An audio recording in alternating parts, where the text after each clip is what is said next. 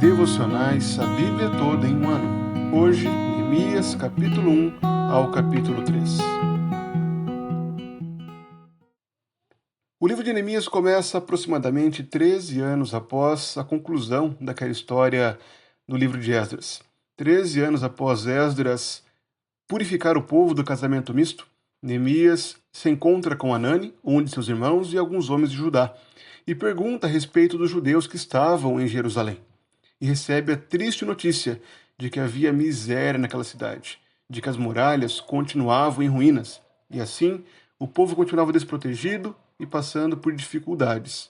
Nesse momento, Neemias se lamenta, senta e chora e ora ao Senhor para que o Senhor tenha misericórdia, para que aquele povo que foi levado pelo Senhor de volta para Jerusalém seja socorrido por Deus e que assim Jerusalém seja recuperada, que toda aquela miséria que se acometia ali fosse, na verdade, reestruturada e aquela miséria acabasse.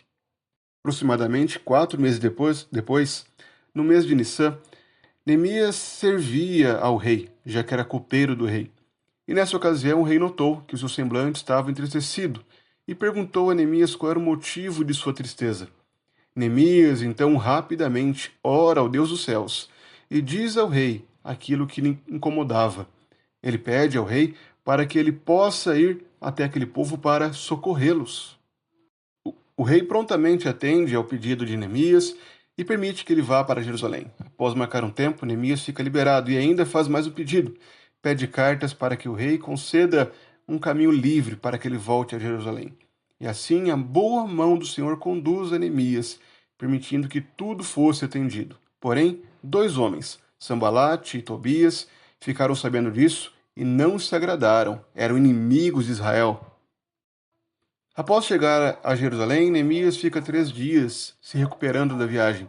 Mas então, durante a noite, se levanta e começa a investigar toda a muralha, a fim de começar a estabelecer o plano para a reedificação das muralhas. Ele conclama o povo, ele chama o povo para o trabalho, para se reunirem e assim reedificarem as muralhas. Sambalate e Tobias também aparecem nesse momento e começam a zombar do povo, dizendo que aquela obra não chegaria a lugar nenhum, que aquilo na verdade era apenas um ato de rebeldia contra o rei. Porém, Neemias os repreende, dizendo que é o Senhor quem fará com que sejam bem-sucedidos.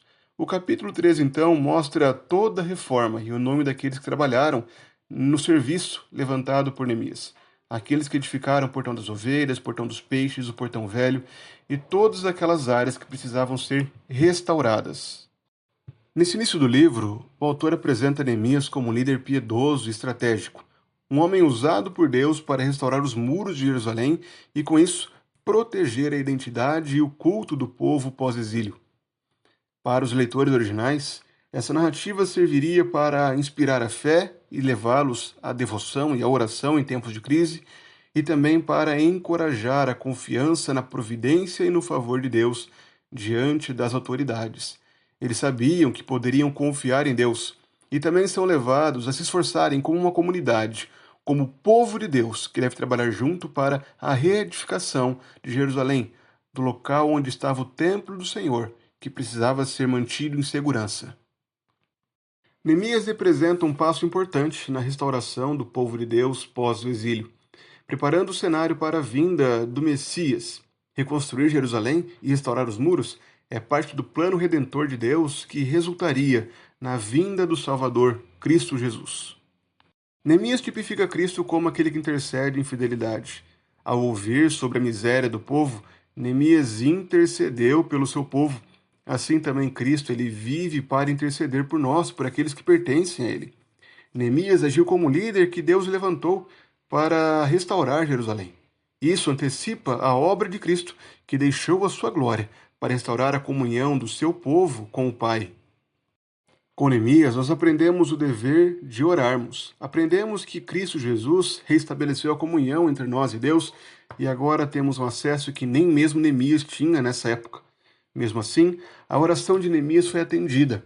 Assim, se Neemias, antes de Cristo, orava ao Senhor e era atendido, quanto mais nós, que agora temos pleno acesso a Deus, por meio do Cordeiro sem mácula, que foi sacrificado em nosso lugar, restaurando a comunhão com Deus.